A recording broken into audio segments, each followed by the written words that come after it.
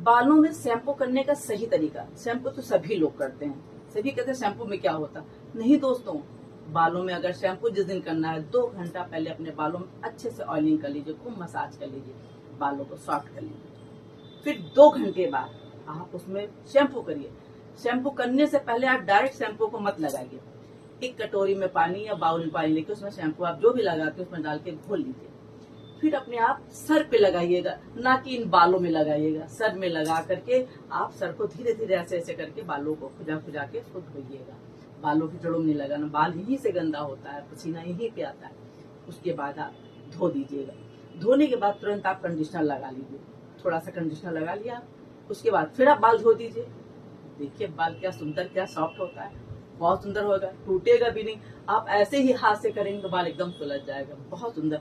ऐसे करिए, बाल झड़ ही नहीं सकता और बाल बहुत अच्छा लगेगा दोस्तों, करके देखिए।